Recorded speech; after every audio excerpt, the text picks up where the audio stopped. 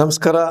ಇಂದು ನಾನು ಕರುಣಾನಿಧಿಯ ಪತ್ರಿಕೆ ವತಿಯಿಂದ ಹರೀಶ್ ಉಪಸಂಪಾದಕರು ಮಾತಾಡ್ತಾ ಇದ್ದೀನಿ. ಒಂದು ವಿಷಯನ ತಮ್ಮೊಂದಿಗೆ ಹಂಚ್ಕೊಳ್ಬೇಕಂತ. ಏನೆಂದರೆ, ಇತ್ತೀಚಿನ ತಂತ್ರಜ್ಞಾನದಲ್ಲಿ ಬೆಳವಣಿಗೆಯಿಂದ ವಿಶೇಷವಾಗಿ ಮೊಬೈಲ್ ಬಳಕೆ ಮುಖಾಂತರ ಜನರು ಎಳೆ ಮಕ್ಕಳು, ಶಾಲಾ ಕಾಲೇಜು ಮಕ್ಕಳು ತಪ್ಪು ದಾರಿಗೆ ಹೋಗ್ತಾ ಇದ್ದಾರೆ. ಅದೆಲ್ಲ ಅನಾರೋಗ್ಯಕರವಾದ ಬೆಳವಣಿಗೆ.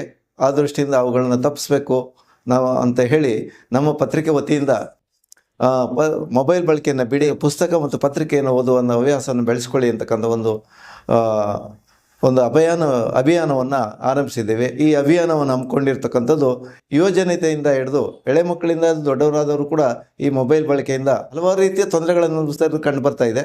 ಸೊ ಇವುಗಳು ಬಿಡುಗಡೆ ಆಗಬೇಕಂತೇಳಿದರೆ ಮೊಬೈಲ್ ಬಳಕೆಯನ್ನು ಆದಷ್ಟು ಕಡಿಮೆ ಮಾಡಬೇಕು.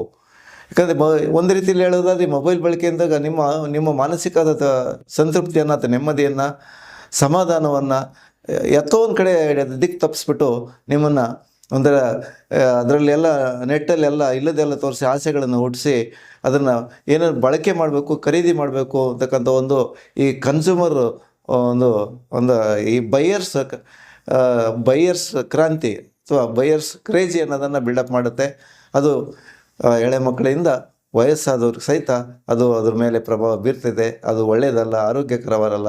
ಯಾಕಂದರೆ ಅದು ಶುಭ ಸೂಚನೆ ಸಂಕೇತವಲ್ಲ. ಹಾಗಾಗಿ ನೀವು ನಿಜ ಜೀವನದಲ್ಲಿ ಸಂತೋಷವಾಗಿರಬೇಕು, ನೆಮ್ಮದಿಯಾಗಿರಬೇಕು, ನಿಜ ಜೀವನವನ್ನು ಸವಿಬೇಕಂತೇಳಿದರೆ ಆದಷ್ಟು ನೀವು ಪ್ರಾಕ್ಟಿಕಲ್ಲಾಗಿ ನೀವು ಮಾಡ್ತಕ್ಕಂಥ ಕೆಲಸಗಳಿಗೆ ಆದ್ಯತೆ ಕೊಡಬೇಕು ಹೊರತು ಮೊಬೈಲ್ ಬಳಕೆಯನ್ನು ಆದಷ್ಟು ಕಡಿಮೆ ಮಾಡಬೇಕು, ಅಥವಾ ನಿಯಂತ್ರಣ ಮಾಡಬೇಕು.